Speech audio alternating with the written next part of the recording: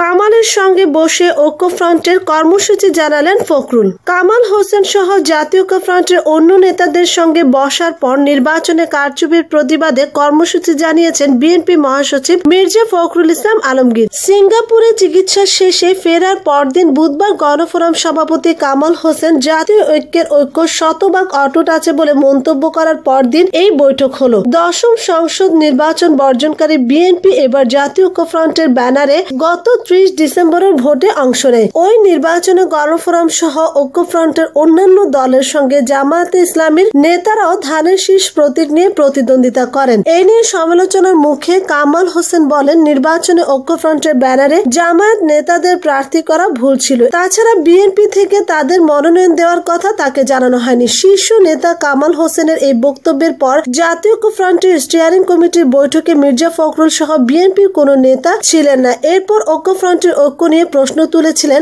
আওয়ামী লীগ নেতারা। এদিকে ওই বৈঠকের পর কামাল হোসেনের চিকিৎসার জন্য সিঙ্গাপুর গেলে তার দল থেকে নির্বাচিত 2 জন সংসদ সদস্য হিসেবে শপথ নেওয়ার ঘোষণা দিলে ঐক্যফ্রন্টের মত ভিন্নতার গুঞ্জন আরো ডালপালা মেলে। বৃহস্পতিবারের এই বৈঠকের পর সাংবাদিকদের প্রশ্নে কামাল হোসেন বলেন, তার দলের নেতারা সাংসদ হিসেবে শপথ নেবেন না। তবে কয়েকদিন আগে শপথ গ্রহণের আগ্রহ জানানো সুলতান মোহাম্মদ মনসুর আহমেদ ও মোকাব্বির খান এই বৈঠকে ছিলেন না। বিকালে এই বৈঠকের পর বিএনপি মহাসচিব ও ফ্রন্টের মুখপাত্র মির্জা ফখরুল ইসলাম আলমগীর কর্মসূচি ঘোষণা করেন। আগামী 6 ফেব্রুয়ারি জাতীয় প্রেস ক্লাবের সামনে ভোট ডাকাতির প্রতিবাদে কালো ব্যাজ ধারণ এবং 24 ফেব্রুয়ারি গণশুনানির কর্মসূচি দিয়েছে তারা। মির্জা ফখরুল বলেন, আজকে জাতীয় ঐক্যফ্রন্টের স্টিয়ারিং কমিটির সবাই সিদ্ধান্ত হয়েছে 30 ডিসেম্বর যে ভোট ডাকাতির প্রহসনের নির্বাচন হয়েছে এর প্রতিবাদে আগামী 6 ফেব্রুয়ারি বিকাল 3টা থেকে 4টা পর্যন্ত জাতীয় প্রেস ক্লাবের সামনে কালো ব্যাজ ধারণ করা হবে। 24 ফেব্রুয়ারি প্রার্থী ও ভুক্তভোগীদের অংশগ্রহণে গণশুনানি হবে। এর স্থানটা পরে জানানো হবে। বুধবার একাদশ সংসদের যাত্রা শুরুর দিন প্রেস ক্লাবের সামনে মানববন্ধন করে নির্দলীয় সরকারের অধীনে নতুন নির্বাচনের দাবি জানায় বিএনপি। গণভবনে প্রধানমন্ত্রীর চা চক্রের আমন্ত্রণে যাচ্ছে কিনা জানতে চাইলে মির্জা ফখরুল বলেন, এই ব্যাপারে আজকের সবাই সিদ্ধান্ত হয়েছে যে ভোট ডাকাতি নির্বাচনের পরে হাজার হাজার নেতা কর্মী যারা আজকে কারাগারে রয়েছেন, আহত হয়েছেন, নিহত হয়েছেন, প্রার্থীরা অনেকে আহত হয়েছেন, সেই অবস্থার প্রেক্ষিতে যে আয়োজন, এই চা চক্রের যে আয়োজন, এটাকে আমরা মনে করি এটা একটা পরিহাস মাত্র। সেজন্য এই চা চক্রে যাওয়ার প্রয়োজন আছে বলে আমরা মনে করি না। এবার ভিন্ন প্রসঙ্গ। বিচার বিভাগ সরকারের নিয়ন্ত্রণে বলেছেন অলি আহমেদ। এলডিপির চেয়ারম্যান কর্নেল অব অলি আহমেদ বলেছেন, আগে দিনের বেলাতে ভোট হলেও এখন সেটি পাল্টে গেছে। বিগত কয়েক বছর দিনে হয় ড্রামা আর রাতের বেলাতে ভোট হয়ে যায়। শনিবার বিকেলে রাজধানীতে এলডিপি কেন্দ্রীয় কার্যালয়ে আয়োজিত সংবাদ সম্মেলনে এ কথা বলেন অলি আহমেদ। কর্নেল অব অলি আহমেদ বলেন, এবারের একাদশ জাতীয় সংসদ নির্বাচনের মাধ্যমে এদেশে আওয়ামী লীগের কবর রচনা হয়ে গেছে।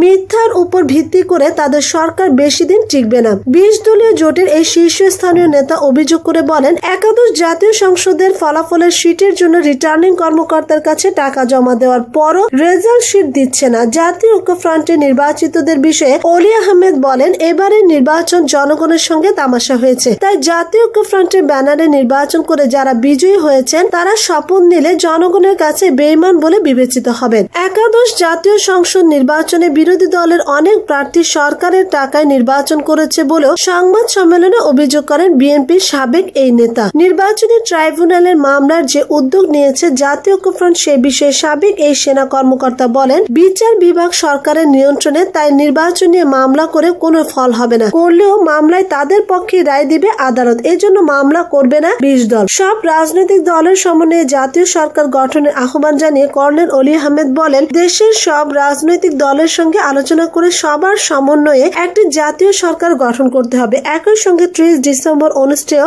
একাদশ জাতীয় সংসদ নির্বাচন বাতিল করে পুনরায় তফসিল ঘোষণা করে নিরপেক্ষ সরকারের অধীনে নতুন নির্বাচন দিতে হবে। একই সঙ্গে সরকারের উদ্দেশ্যে অলি আহমেদ বলেন, সরকার জাতীয় ঐক্য চাইলে রাজনৈতিক বিবেচনায় যেসব বিরোধী নেতা কর্মীদের গ্রেফতার করা হয়েছে তাদের মুক্তি দিতে হবে এবং মামলা প্রত্যাহার করতে হবে। 20 দলের শরিক জামায়াতে ইসলামীর বিষয়ে এলডিপির সভাপতি বলেন, জামায়াতে ইসলামী যারা করে তারা যদি এদেশের নাগরিক হয় তাহলে তাদের রাজনীতি করতে দিতে হবে, কারণ সরকার তাদের নিষিদ্ধ করে না, সুতরাং তাদের রাজনীতি করতে সুযোগ দিতে হবে। এবার ভিন্ন প্রসঙ্গ। কারো স্বস্তি কারো আতঙ্ক। শিক্ষা প্রতিষ্ঠানে দুর্নীতি বিরোধী অভিযানে একদিকে স্বস্তি আরেকদিকে আতঙ্ক বিরাজ করছে। স্কুল কলেজের ভর্তিতে অতিরিক্ত অর্থ আদায়, কোচিং বাণিজ্যের লাগাম টানা সহ বিভিন্ন অনিয়ম বন্ধের কঠোর অবস্থানে রয়েছে দুর্নীতি দমন কমিশন। এতে স্বস্তি অনুভব করছেন শিক্ষার্থী ও অভিভাবকরা। তারা শিক্ষা প্রতিষ্ঠানের অনিয়ম, দুর্নীতি ও স্বেচ্ছাচারিতার বিরুদ্ধে দুদকের কঠোর অবস্থানকে স্বাগত জানিয়েছেন। তবে শিক্ষা প্রতিষ্ঠানে দুদকের কয়েকটি অভিযানে কোচিংবাজ, অসাধু শিক্ষক ও পরিষদের সঙ্গে জড়িত ব্যক্তিদের মধ্যে আতঙ্ক ছড়িয়ে পড়েছে। দুদকের কঠোর অবস্থানের কারণে রাজধানীর শীর্ষস্থানীয় শিক্ষা প্রতিষ্ঠানগুলোতে ভর্তি বাণিজ্য অনেকটা নিয়ন্ত্রণে এসেছে বলে সংশ্লিষ্টরা মনে করছেন। রাজধানীর একটি শীর্ষস্থানীয় স্কুল অ্যান্ড কলেজের অধ্যক্ষ ও গভর্নিং বোর্ডের সভাপতির নাম প্রকাশ না করার সত্ত্বে সংবাদকে বলেন, শিক্ষা প্রশাসনের সংশ্লিষ্টতা ও নমনীয়তা ছাড়া স্কুল কলেজে দুর্নীতি হতে পারে না। যাদের দুর্বলতা ও অক্ষমতার কারণে দুর্নীতি হচ্ছে তাদের বিরুদ্ধে আগে ব্যবস্থা নেওয়া উচিত। প্রতিষ্ঠানের প্রশাসনিক দায়িত্ব পালন করেন প্রধান শিক্ষক ও অধ্যক্ষ, আর পরিচালনায় থাকেন গভর্নিং বডি। তারা সৎ ও কঠোর অবস্থানে থাকলে সাধারণ শিক্ষকরা কোচিং বাণিজ্য ত্যাগ করে শ্রেণী কক্ষে পাঠদান করতে বাধ্য হন। অথচ বেশিরভাগ ক্ষেত্রে প্রতিষ্ঠান প্রধান ও গভর্নিং বডির বিরুদ্ধে অর্থ তছরূপের অভিযোগ উঠে। এই ব্যাপারে জানতে চাইলে সরকার সমর্থক স্বাধীনতা শিক্ষক পরিষদ এর সাধারণ সম্পাদক অধ্যক্ষ শাহজাহান আলম সাজু সংবাদকে বলেন, দুদকের অভিযানে দুর্নীতি কমছে, এটা ঠিক। আমি এই কার্যক্রমকে সমর্থন করি। আবার সাধারণ শিক্ষকরা খুবই আতঙ্কে রয়েছেন, যা চিন্তার বিষয়। শিক্ষকরা আতঙ্কে থাকলে পাঠদানে বাধাগ্রস্ত হতে পারে, কারণ তারা ছোট ছোট ভুল ত্রুটি করে বড় শাস্তির মুখে পড়ছেন। কিন্তু গভর্নিং ও বিতর্কিত শিক্ষা প্রতিষ্ঠানগুলো থেকে যাচ্ছে ধরাছোঁয়ার বাইরে। তিনি আরো বলেন, অগ্রাধিকার ভিত্তিতে বড় শিক্ষা ব্যবসায়ী ও রাঘব বোয়ালদের শাস্তির আওতায় আনা হলে সাধারণ শিক্ষা প্রতিষ্ঠানে অনিয়ম, দুর্নীতি এমনিতেই কমে যেত। এদিকে অভিভাবক, দুদক ও সংশ্লিষ্ট সংস্থার চাপের মুখে শিক্ষা প্রতিষ্ঠানের অনিয়ম, দুর্নীতি রোধে ক্ষেত্র বিশেষ কঠোর অবস্থানে যেতে বাধ্য হচ্ছে শিক্ষা প্রশাসন। কিন্তু রাজধানীর শীর্ষস্থানীয় বাণিজ্য নির্ভর শিক্ষা প্রতিষ্ঠানগুলো প্রতিবারে নানা রকম অনিয়ম, দুর্নীতি করেও শিক্ষা প্রশাসনের শীর্ষ মহলের সহযোগিতায় পার পেয়ে যাচ্ছেন। এছাড়াও ঢাকা ও বিভাগীয় শহরের সরকারি শিক্ষা প্রতিষ্ঠানে যেসব শিক্ষক 8 বা 10 বছর একই স্টেশনে বহাল থেকে দুর্নীতি,